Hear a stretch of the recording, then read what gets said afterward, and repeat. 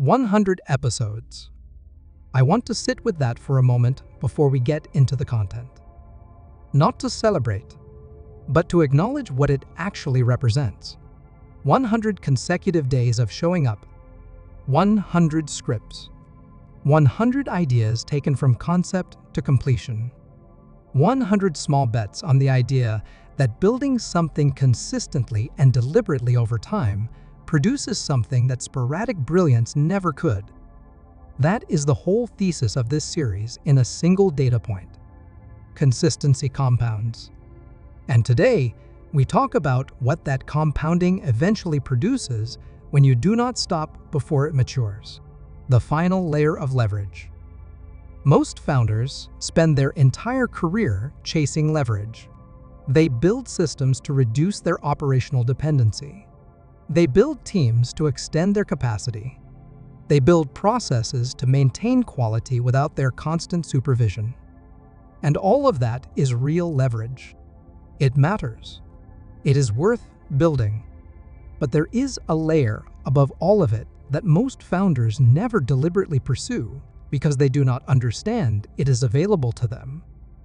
And that layer is what separates the founders who built something significant from the ones who built something merely successful. Most founders think leverage is about systems. Build the right process, hire the right people, set up the right structure, and the business runs without you. That is operational leverage. It is real and it matters. But there is a layer above it that most founders never deliberately build. It is called reputation capital. It is the accumulated weight of consistent delivery operating in the market on your behalf without any active input from you. The difference between operational leverage and reputation capital is that one requires maintenance. The other compounds on its own. Reputation capital is not the same as being well known. You can be well known and have very little reputation capital if what you are known for is inconsistent or unclear. Reputation capital is specific. It is the market's settled conviction about what you deliver, how you deliver it, and what it means to work with you. When that conviction is strong enough, the market starts doing your selling for you. Referrals arrive pre-sold. Opportunities come to you rather than requiring you to go looking for them. The cost of every transaction drops because the trust tax has already been paid by your track record. Building reputation capital takes longer than building operational leverage. You cannot systematize your way to it. You cannot hire someone to build it for you. It accumulates through the quality and consistency of what you actually deliver over time. Every promise kept is a deposit. Every promise broken is a withdrawal. And unlike a bank account, there is no way to make a single large deposit that compensates for a pattern of small withdrawals. There is a point in every compounding system where the growth stops feeling like effort and starts feeling like inevitability. Investors call this escape velocity. The moment the system generates enough momentum that external forces can no longer stop its trajectory without significant intervention. Most founders never reach this point because they keep extracting value from the system before it reaches escape velocity. They take the returns before the compounding has had time to become self-sustaining. That premature extraction is the single most common reason compounding systems fail to compound. Escape velocity in an income system looks like this. The reputation capital is strong enough that new opportunities arrive faster than you can pursue them. The operational systems are mature enough that delivery happens without your constant supervision. The relationship infrastructure is deep enough that clients stay without you having to resell them. And the financial structure is stable enough that a bad month does not create a crisis. When all four of those conditions exist simultaneously, the system has reached escape velocity. It is no longer dependent on your ongoing effort to sustain its trajectory. Most founders get close to this and then dismantle it. Not intentionally, but through a series of individually reasonable decisions that collectively undermine the compounding. They pivot to a new offer before the current one has fully matured. They take on a large client that distorts the system's structure. They extract more than the system can regenerate. They make a public misstep that erodes the reputation capital they spent years building. There is a structural condition that precedes every compounding system breaking down.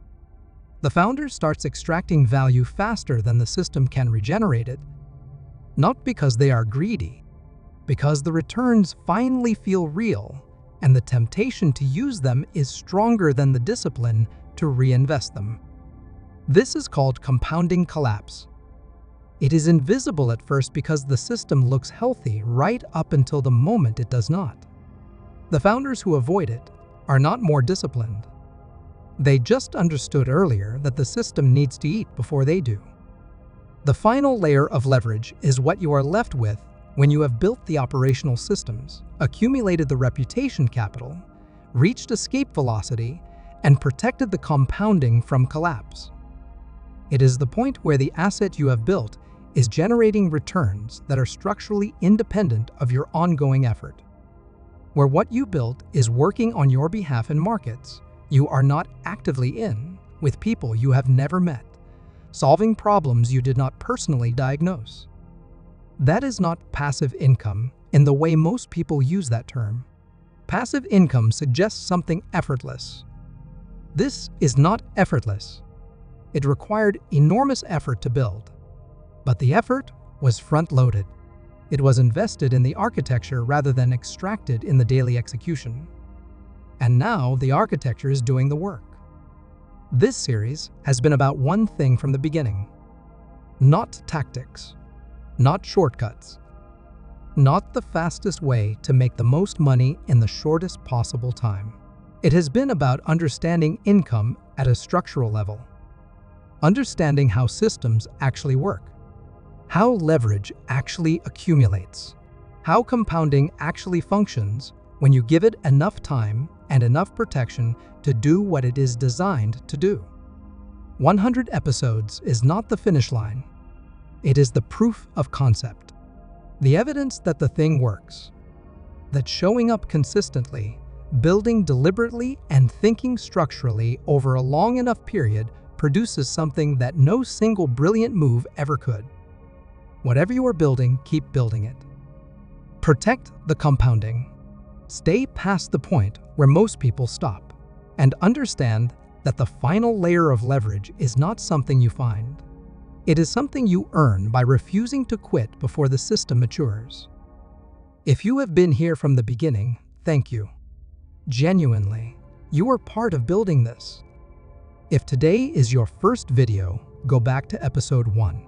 The whole journey is there. Subscribe, because this series ends here. But the building does not. I will see you on the other side.